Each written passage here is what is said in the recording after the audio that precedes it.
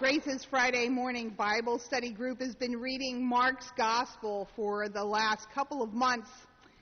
And up until chapter 5, Jesus has spent a significant amount of time casting out demons and healing people. And he's so powerful that most of the demons cry out at the sight of him and beg and plead with him to leave them alone, which he doesn't. He sends them flying into pigs who go running off a cliff. He yells like a landlord with an eviction notice that they're to leave the premises immediately. They have no more power when they see Jesus. And they leave the people that they've been tormenting. The demons are defanged and exposed like Dracula in daylight. And they just turn into nothing and they seem to blow away. And the same thing in Mark's Gospel happens to illness. Sometimes Jesus doesn't even touch the people or the sick or the incapacitated ones he's had brought to him. He tells them to get up, or somebody from their faith, or he tells them that their faith has made them whole. And if it's not their faith that's made them whole, then it's somebody else's faith that's made them whole. And even when the hemorrhaging woman touches Jesus and he doesn't know it's her, this power comes out from him. And her hemorrhaging disappears, and their leprosy is gone, and the dead are raised to new life. And anybody who comes in contact with Jesus leaves as if they weren't ever sick at all. That's how powerful he is in Mark's Gospel. But this last Friday of Bible study, we got to chapter 6. And chapter 6 details Jesus' trip back home to Galilee. And his old neighbors see him, and even members of his own family see him. And when he breezes into town, they start sucking their teeth, because they heard that Jesus had become a big shot out there in the world, and that people were saying he was a healer and a teacher. But everyone in Galilee knows Jesus and knows personally that he isn't all that. And that's because they know that he just comes from a family of carpenters. And if he thinks he's better than everyone else, he's not. And as a matter of fact, he might be even worse than the rest of them, because he's going around and putting on airs and acting like he's somebody. And then that Saturday, Jesus has the gall to stand up during Shabbat and start preaching in the synagogue. And someone leans over and whispers loudly to the person next to him about the rumor going around that Joseph isn't even Jesus' real father. And that whole corner of the synagogue starts to break out in laughter. And right in the middle of his sermon, Jesus looks up. And he's got tears in his eyes, and he sighs, and he stops preaching. And he says, "A prophet is not without honor except in his own town and among his own relatives and in his own home." And Mark concludes this story by saying that Jesus couldn't do any miracles in Galilee. And this is the only time in any of the Gospels that I can think of where Jesus throws in the towel and walks away because he's whipped.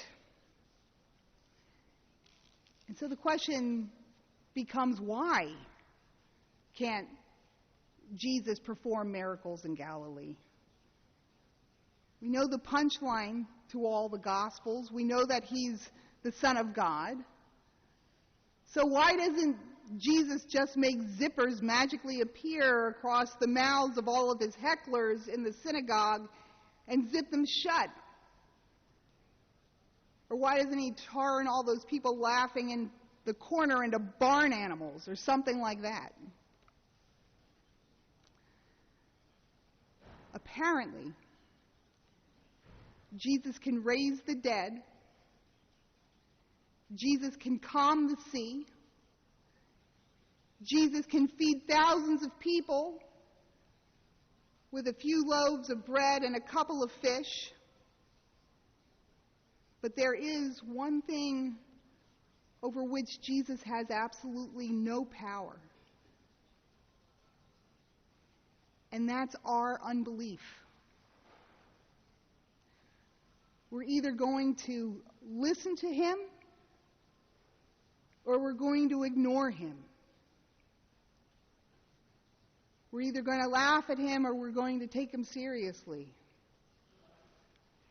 We're either going to trust him or we won't. And we're either going to do what he commands us to do or we're not. And when it comes right down to it, Jesus can't make us do anything. Jesus is love with hands and feet. And even though love might bring a tree out of a seed, and even though love has the power to move a mountain, as Paul told the Corinthians, one of the properties of love is that it just doesn't insist on its own way. And neither does Jesus. And then we have this morning's gospel where Jesus says to us, listen, anyone who hears, love your enemies, do good to those who hate you, bless those who curse you, pray for those who abuse you.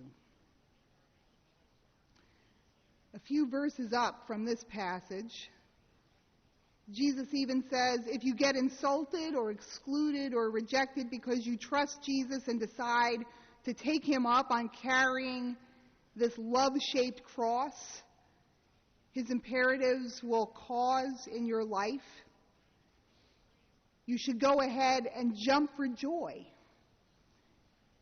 Because even if it looks to everyone else like you're a loser, you actually win. Because you're going to be in the good company of all the prophets who came before you. And you'll even get an opportunity to see a glimpse of what heaven looks like. I don't know about you guys. I think Jesus is extremely lovable. He tells these great stories. He goes to all kinds of parties. He has a dry sense of humor. And he hangs out with kids and women and tax collectors and a bunch of fools.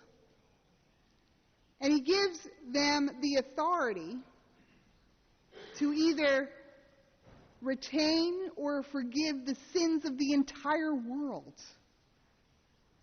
He has absolutely no reason to do it. And he somehow trusts them to make the right decision about the most important thing in the world. He trusts that they're going to follow his lead and they're going to choose love. That we're going to choose love. But he can't make us do it. He leaves the same choices in our lap and in our care as he does to the disciples 2,000 years ago. And just because Jesus is lovable, we like to hear his stories, we love to hear what he did, even though he's extremely magnetic as a personality, it just doesn't make it any easier to put all of our eggs in Jesus' basket. His trust in us and the responsibility of what he's asking us to do, as far as I'm concerned, is almost too much to bear.